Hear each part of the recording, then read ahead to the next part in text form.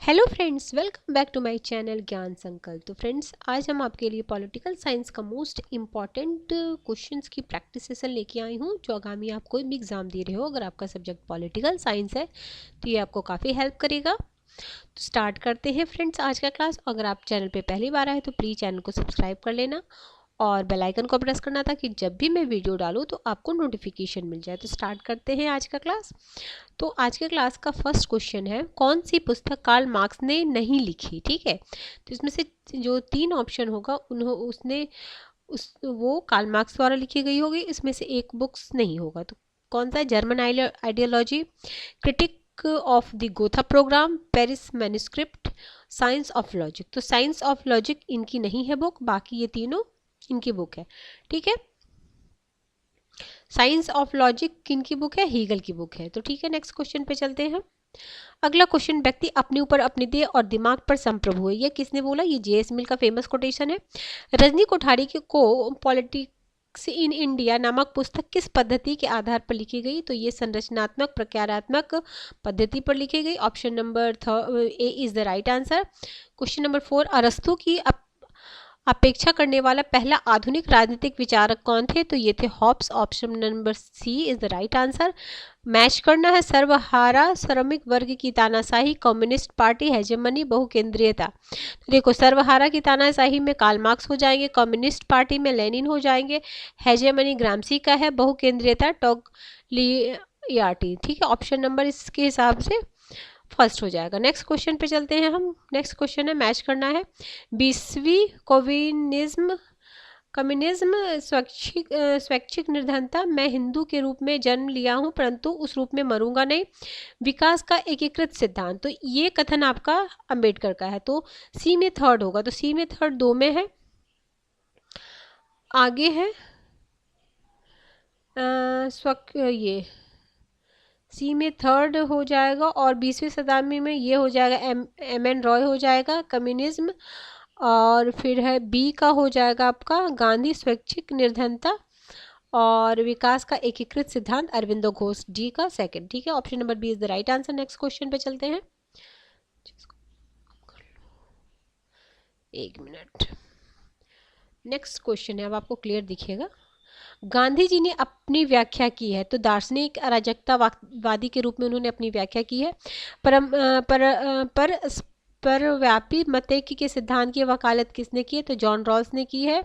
निम्नलिखित में से किसने सामान्य व्यवस्था सिद्धांत की अवधारणा को सर्वप्रथम विकसित किया?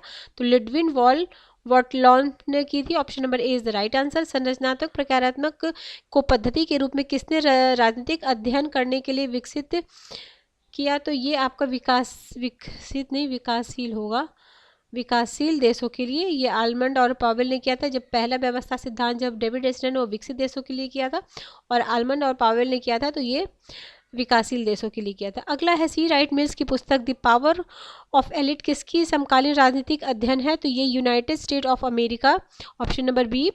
अगला क्वेश्चन है, निम्नलिखित में से किसने इंग्लैंड के अपने अध्ययन के आधार पर राजनीतिक विकास के संकट की पहचान की है?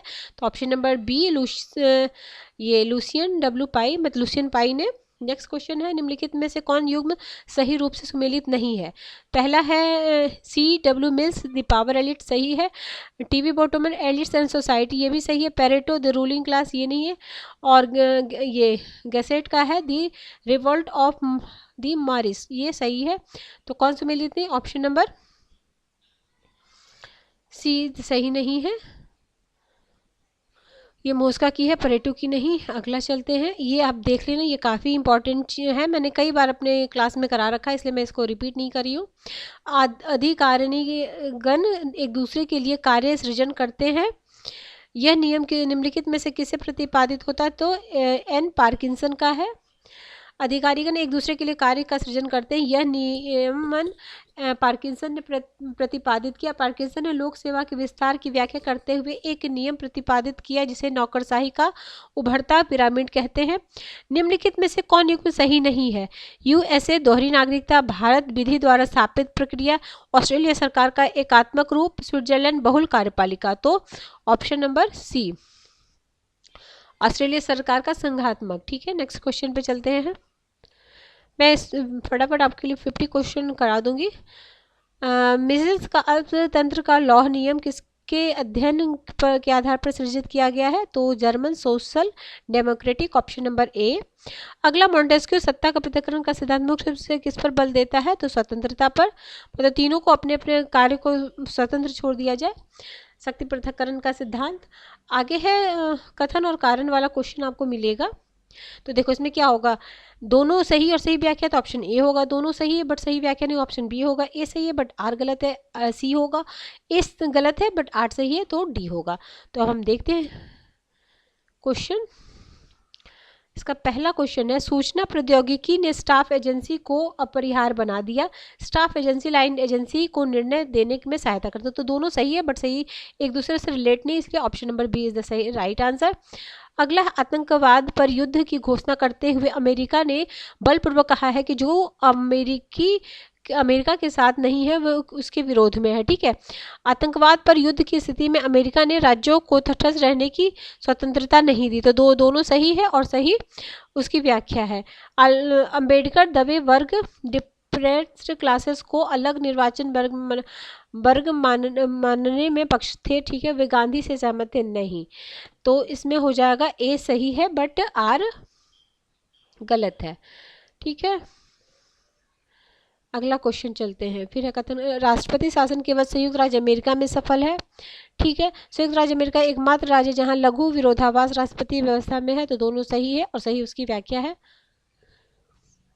हिंदुस्तान रिपब्लिकन एसोसिएशन के साथ निम्नलिखित में कौन सा संबंधित नहीं है, ये पूछा जा रहा है। यानी 3 संबंधित है, 1 नहीं होंगे। तो अरविंदो घोष संबंधित नहीं है, चंद्रशेखर आजाद होंगे, जोगेंद्र चंद्र चटर्जी और भगत सिंह, ये तीनों संबंधित है। ठीक है, नेक्स्ट क्वेश्चन चलते हैं हम friends. Question number 23, national Indian Congress को संविधान किसने दिया और उसे जन समूह एवं संवर्ग दल बनाया? तो ये है Gandhi, option number D is the right answer. अगला क्वेश्चन है, अंतर राज्य परिषद की नियुक्ति कौन करता है? तो ये भारत का राष्ट्रपति करता है अंतर राज्य परिषद की नियुक्ति, और आर्टिकल 263 में है इसका। सरकारी आयोग की सिफारिश पर 1990 में अंतर राज्य परिषद का गठन किया गया है। अगला है, वे राज्य बताइए जिनकी राजकीय विधानसभाएं राज्य की राजधानी को छोड़कर अन्य स्थान पर भी बैठक करती है। तो ये जम्मू कश्मीर और महाराष्ट्र। अगला है, भारतीय संविधान का कौन सा संशोधन मंत्री की संख्या सीमित करता है? ये कई बार एग्जाम में आया और कई बार रिपीट होता। 15% से अधिक मंत्री नहीं होंगे कुल जो संख्या के। ठीक है, वो और 2003 में हुआ था, ये भी ध्यान रखना। निम्नलिखित में से कौन सी समिति भारत में पंचायती राज से संबंधित नहीं है? पंचायत राज से संबंधित जितनी समितियां काफ़ी इंपॉर्टेंट है, इसका कालक्रमानुसार भी सजाने आ जाता है। तो दिनेश गोस्वामी नहीं है, बाकी सादिल अली समिति है, एल.एम. सिंघवी है, त्युंगन है, और इसका समय भी सबसे पहले बलवंत राय मेहता समिति हुआ, फिर अशोक मेहता समिति, फिर आदिल शाह, ये 64 में हुआ। 86 में आपका सिंघवी हुआ, थ्विंगन सबसे बाद में, 89 88 कहीं भी रहता। ठीक है, राजस्थान के पंचायत ठीक है, ये तो समिति ठीक है। भारत में उप प्रधानमंत्री को नियुक्ति होने के सही क्रम में आजकल फिर से यूजीसी नेट ने इसी तरह के क्रम वाले क्वेश्चन पूछना फिर से स्टार्ट कर दिया है। तो प्लीज़ आप क्रम वाले क्वेश्चन जैसे मेन जो भी हैं उनका कर लो। अभी कैग वैग जो चेंज भी हुए ना उनका भी कर लो। तो इसका डी हो जाएगा सबसे पहले सरदार वल्लभ भाई पटेल। इससे ही आपको नहीं, देखो एक तो सब में है, हाँ जैसे देखो मोरारजी देसाई उनके बाद हो जाएंगे, चरण सिंह सबसे बाद देवगौड़ा हो जाएंगे, देवीलाल हो जाएंगे, देवीलाल फिर चरण सिंह। ठीक, option number first, fourth, third और फोर्थ, तो इसमें है कालक्रम है। अगला है, भारत संविधान सभा के अंदर निम्नलिखित में कौन अल्पतंत्र थे? अल्पतंत्र किनको कहा जाता था? नेहरू जी, पटेल और प्रसाद को कहा जाता था।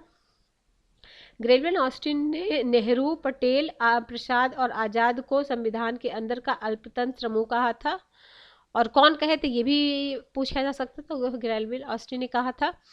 अगला है, भारतीय अर्थव्यवस्था को बैलगाड़ी पूंजीवाद के रूप में, तो ये कहे थे सुजैन रुडोल्फ। ठीक है, इसको इंग्लिश में भी बोलते हैं। अगला है, राष्ट्रीय, राज्य एवं स्थानीय सरकार की कार्यकारी शाखाओं की गतिविधियों के रूप में लोक प्रशासन की व्याख्या किसने की है? तो हर्बर्ट साइमन ने की, ऑप्शन नंबर सी। अगला है, लोक लेखा समिति के सदस्य असही। देखो इसमें क्या होते हैं, टोटल 22 होते हैं, तो 15 और 7 होते हैं, तो 15 होते हैं लोकसभा से, 7 होते हैं, तो option number B is the right answer. और जो प्राक्कलन समिति है उसमें टोटल 30 सदस्य होते हैं, 30 लोकसभा से होती है, और सबसे पुरानी समिति पूछे तो वो भी लोक लेखा समिति है। ठीक है।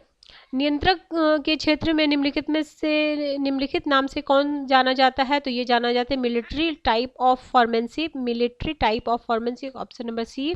नौकरशाही शब्द सबसे पहले किसने किया था, तो ये विंस्टेंट द कुर्नो ने किया था। स्टाफ एजेंसी का सही कार्य निम्नलिखित में से कौन सा है, तो मुख्य कार्यपालिका को परामर्श देना, ये स्टाफ एजेंसी का कार्य है। आगे चलते हैं, क्वेश्चन नंबर आपका आ जाएगा 36। समाज के बारे में रिस्क की परिप्रेक्ष्य के संबंध में कौन सा कथन सही नहीं है, तो विवर्तनीय समाज में आरोप्य मूल्य पाए जाते हैं, यही सही नहीं है। बाकी एकीकृत समाज पारंपरिक होता है, विकसित समाज विवर्तनीय होता है, पारंपरिक समाज आरोप्य और मूल्य होता है।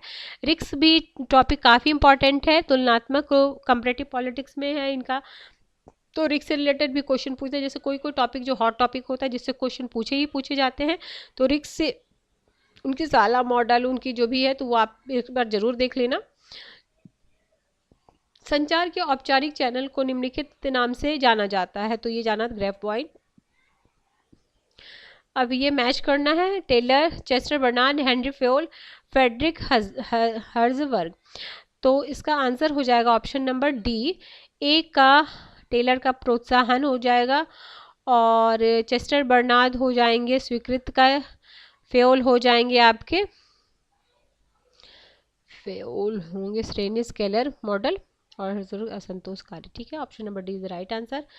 नेक्स्ट चलते हैं, अगर यहाँ मैच किया हुआ आप इसका स्क्रीनशॉट ले सकते हो।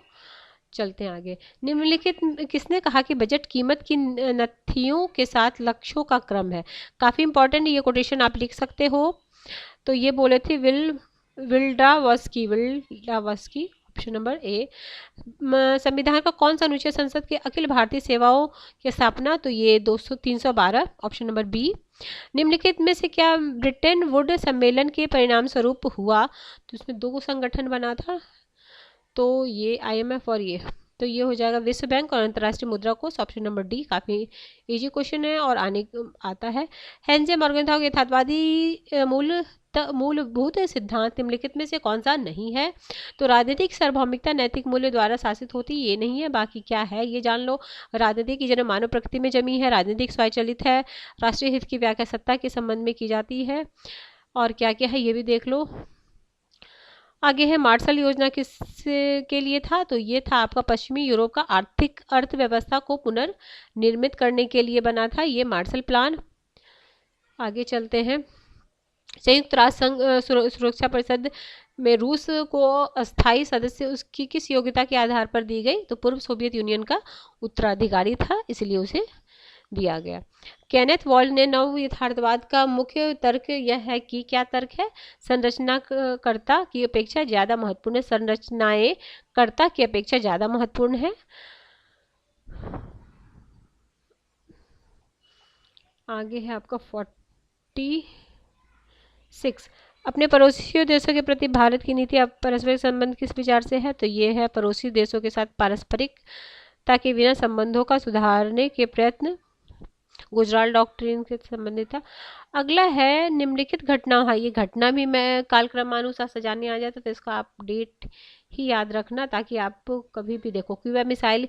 अब इसमें क्या होता है इस तरीके के क्वेश्चन करने का, अगर 1-2 भी आपका आता है तो आप कालक्रमानुसार सजा लोगे, तो ज़्यादा से ज़्यादा क्वेश्चन करेंगे। जैसे मैं इसमें आपको क्यूबा पता होगा, रूस मैत्री पता हो, पोखरण प्रथम 74 और भारत के संरचनात्मक समायोजन कार्यक्रम ये मान लीजिए नहीं पता हो, अगर 3 भी पता हो तो भी आप कर लेते, और ऐसे आपने 4 चीज़ें जान ली और क्वेश्चन करेंगे तो और जानेंगे, तो ऐसे ही करते करते ना तो क्वेश्चन सॉल्व, मतलब जितना वही बोलते हैं ना, जितना ज़्यादा से ज़्यादा करो तो मतलब प्रैक्टिस करो तो आपकी अंडरस्टैंडिंग बढ़ेगी और क्वेश्चन करने की जो क्षमता है, मतलब सही करने की जो वो बढ़ती है, स्किल बढ़ती है।